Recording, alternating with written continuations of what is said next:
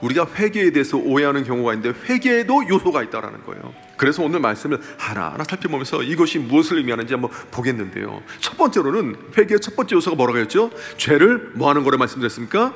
깨닫는 거다. 깨닫는 거다. 영적으로 잠들어 있다가, 영적으로 혼미한 상태에 있다가 깨어서 이게 죄구나, 이것이 얼마나 심각한 것인지 깨닫게 되는 것, 하나님께서 얼마나 이것을 싫어하시는지 깨닫게 되는 지적인 요소가 필요합니다.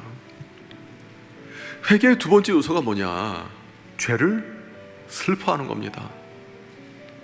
내가 왜 그런 죄를 저질렀는지 가슴 아파하는 거예요. 마음을 치고 가슴을 치는 겁니다. 고린도후서 7장 10절 말씀 보면 이런 말씀 주셨어요. 우리 함께 이 말씀 읽도록 하겠습니다. 하나님의 뜻대로 하는 근심은 후회할 것이 없는 구원에 이르게 하는 회개를 이루는 것이요, 세상 근심은 사망을 이루는 것이니라. 아멘. 세상 근심은 무엇을 이룬다고 하십니까? 사망을 이룬다는 거예요. 내 뼈를 썩게 하는 거예요.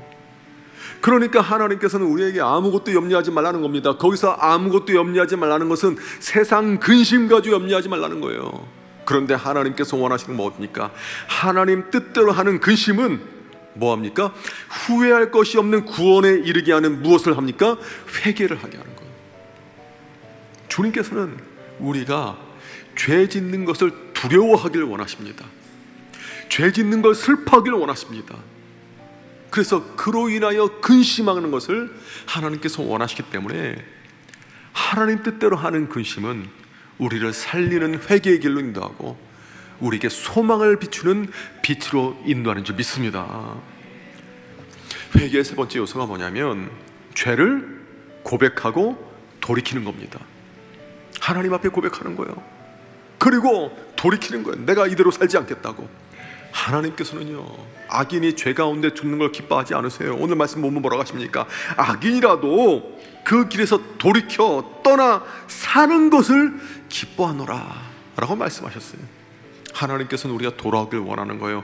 왜 그럴까요? 마귀가 우리를 정죄하고 마귀가 우리를 강압하고 억압하게 하기 전에 하나님께서 우리를 안아주시고 회복시켜 주시고 하나님 품 안에서 행복을 느끼게 하길 원하시는 겁니다. 하나님의 사랑을 누리게 하기를 원하시는 것입니다.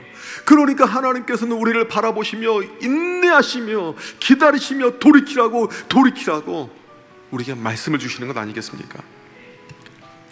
문제는 뭐냐면 지적인 요소, 감정적인 요소, 의지적인 요소, 내 뜻대로 안 된다는 거예요, 회개는. 그런데 오늘 말씀 볼 때 감사한 게 뭐냐면 그래서 하나님께서 우리를 회개의 길로 인도하신다라는 것입니다. 더불어서 우리가 믿음이 있어야 되는데요, 무엇이냐? 한번 따라하겠습니다. 회개했으면 사죄의 확신을 가지십시오. 무슨 믿음이냐? 하나님께서 내 죄를 다 용서해 주셨다는 믿음이 있어야 돼요. 하나님께서 우리에게 주시는 놀라운 은혜의 방편, 이 회개를 통해 하나님 알아가고 회개를 통해 하나님의 영광 바라보며 살아가는 우리 잠실새내교회 모든 성도님들 되기를 주님의 이름으로 축복합니다.